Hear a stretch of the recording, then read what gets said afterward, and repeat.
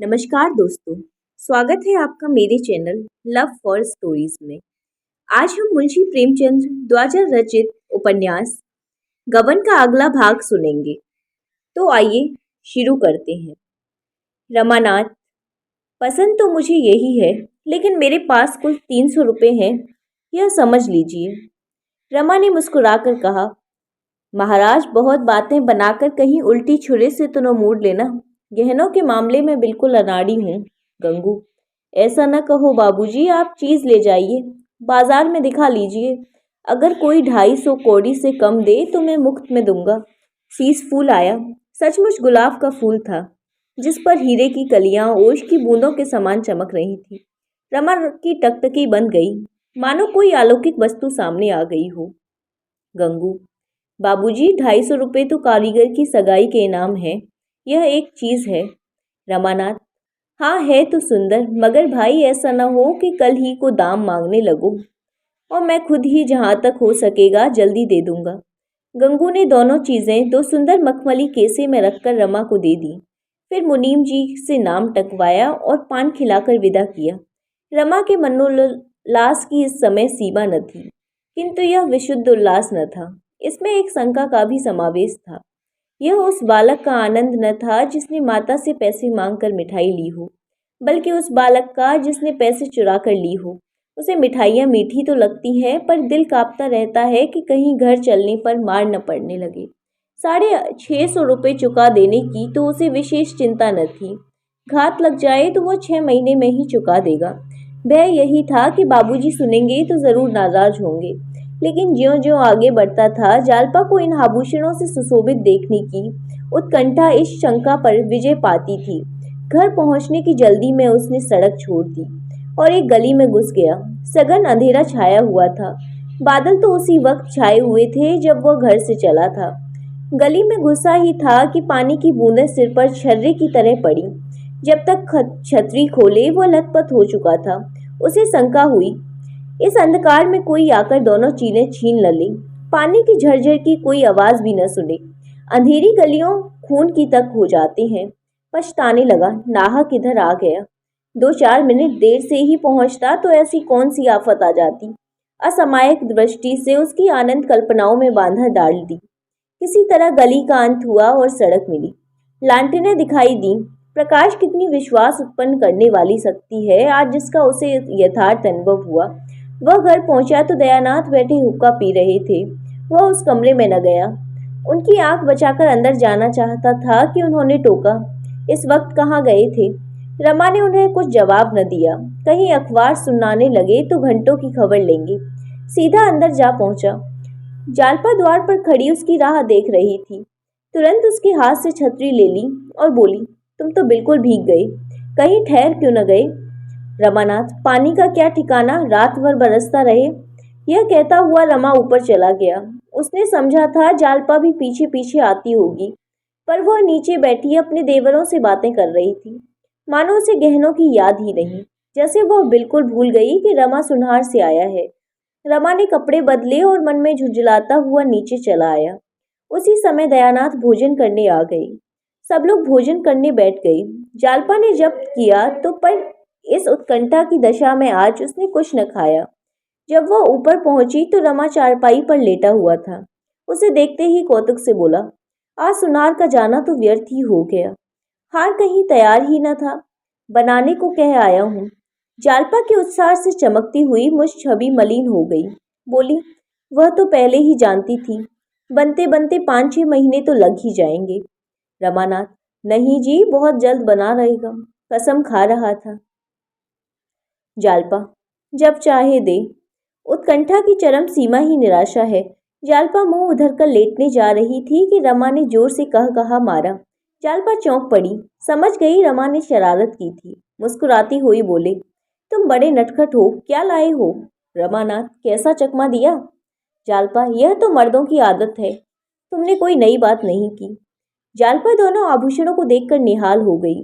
हृदय में आनंद की लहरें सी उठने लगी। वह मनोभावों को छिपाना चाहती थी कि रमा उसे ओछी न समझे, लेकिन एक एक अंग खिल उठा। मुस्कुराती हुई आंखें, दमकते हुए कपोल और खिले हुए अधर उसका भरम गवाए हुए थे।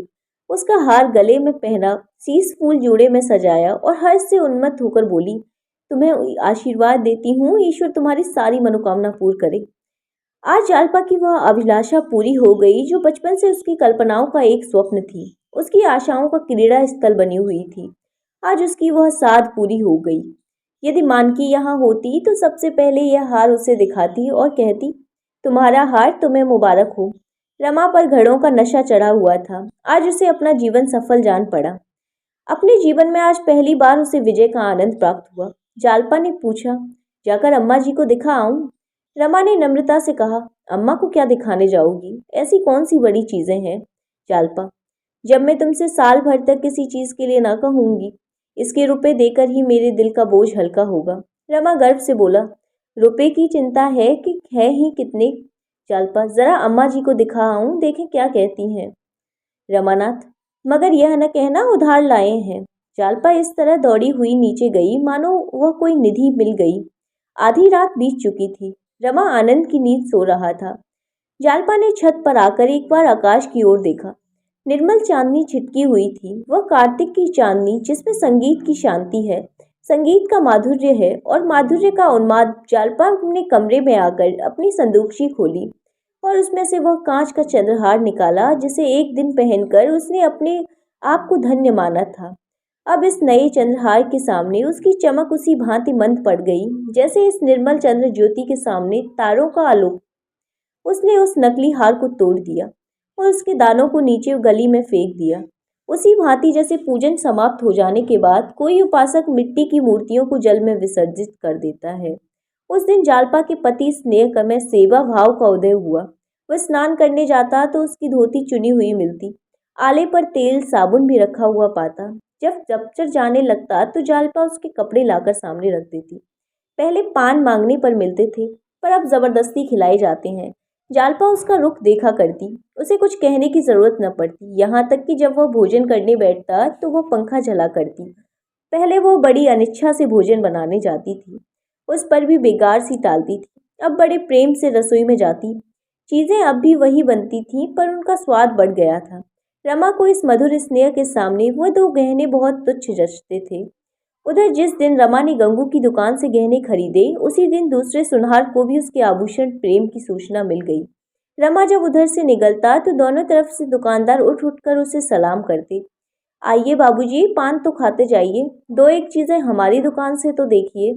रमा का आत्म संयम उसकी साख को और भी बढ़ाता। यहाँ तक कि एक दिन एक दलाल रमा के घर आ पहुंचा और उसके नहीं नहीं करने पर भी अपनी संदूकची खोल ही दी।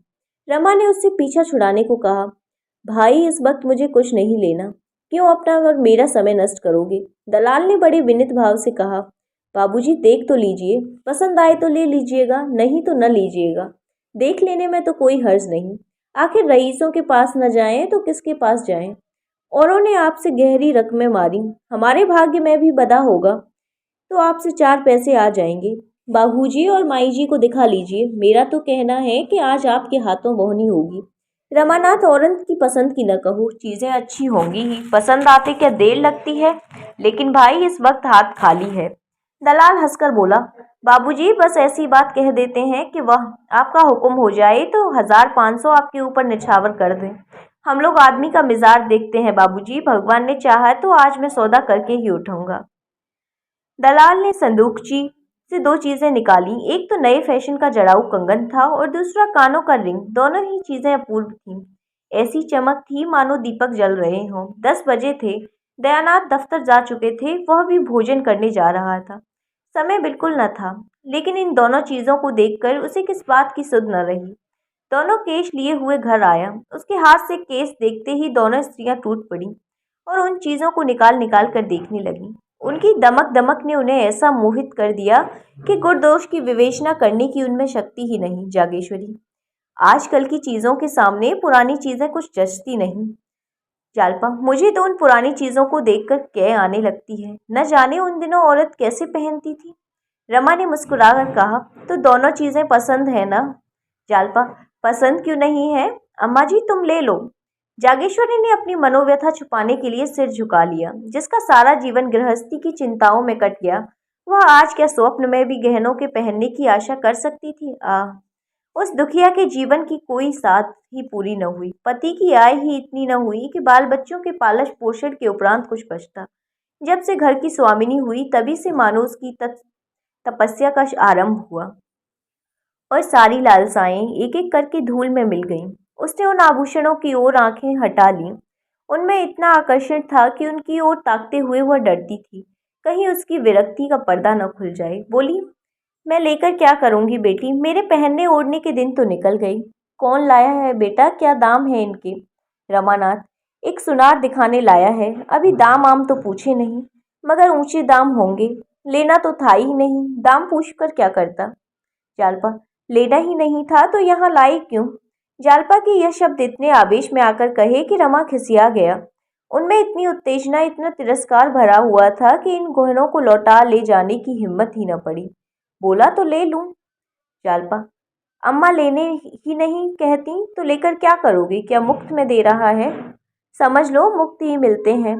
सुनते हो अम्मा जी इनकी बातें, आप जाकर लौटा आइए। जब हाथ में रुपए होंगे तो बहुत गहने मिलेंगे। जागेश्वरी ने मोहशक्त स्वर में कहा। रुपए तो अभी तो नहीं मांगता। जालपा, उधार भी देगा तो सूद ही तो लेगा। तो लौटा दूं, एक बार चटपट तय कर डालो, लेना हो तो ले, न लेना हो तो लौटा दूं, मोह और दुविधा में न पड़ो। जालपा को यह स्पष्ट बातचीत इस समय बहुत कठोर लगी। रमा के मुंह से उसे ऐसी आशा न थी। इनकार करना उसका काम था, रमा के उसके लिए आग्रह करना चाहिए था। जागेश्वरी की ओर लालायित नजरों से देखकर बोली, लौटा दो, रात दिन के तगाजे कौन सहेगा? वह केसे को बंद करने ही वाला था कि जागेश्वरी ने कंगन उठाकर पहन लिया, मानो एक क्षण भर पहनने से उसकी सारी साध पूरी हो जाएगी। फिर मन में इस ओछेपन पर लज्जित होकर वह उसे उतारना ही चाहती थी कि रमा ने कहा, अब तुमने पहन लिया है अम्मा तो पहने रहो, मैं तुम्हें भेंट करता हूँ। जागेश्वरी की आंखें सजल हो गईं। जो लालसा आज तक पूरी न हो सकी वह आज रमा की मात्र भक्ति से पूरी हो गई। लेकिन क्या वह अपने प्रिय पुत्र व ऋण को इतना भारी बोझ रख देगी?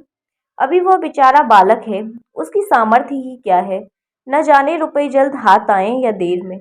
दाम भी तो नहीं मालूम, मगर ऊंचे दामों का क्या हुआ तो बेचारा देगा कहाँ से? उसे कितने तगाजे सहने पड़ेंगे, कितना लज्जित होना पड़ेगा। कातर स्वर में बोली, नहीं बेटा, मैं यूं ही पहन लिया था, ले जाओ लौटा दो। माता का उदास मुख देखकर रमा का हृदय मात्र प्रेम से हुल उठा।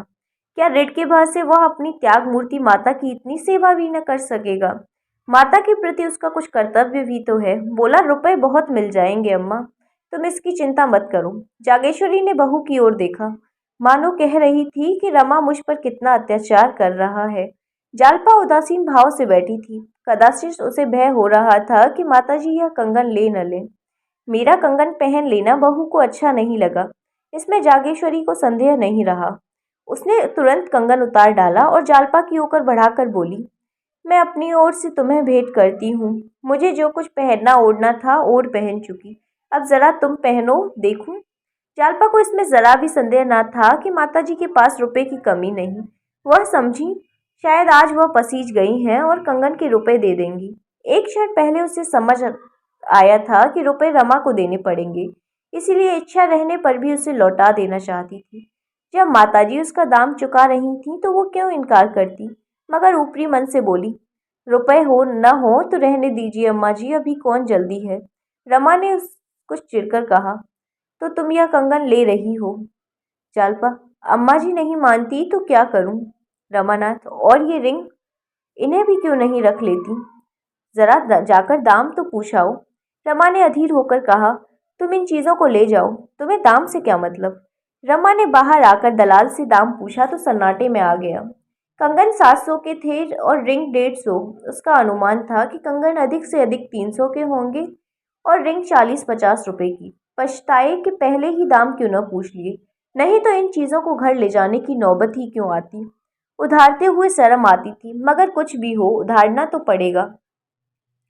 इतना बड़ा बोझ वह सिर पर नहीं ले सकता। दलाल से बोला, बड़े दाम हैं भाई, मैंने तो 300-400 के भीतर ही आंका था। दलाल का नाम चरणदास था। बोला, दाम में एक कौड़ी फर्क पड़ जाए सरकार तो मुंह न दिखाऊं। धनीराम की कोठी का तो माल है, आप चलकर पूछ लें। दमड़ी रुपए की दलाली अलबत्ता मेरी है, आपकी मर्जी हो दीजिए या न दीजिए।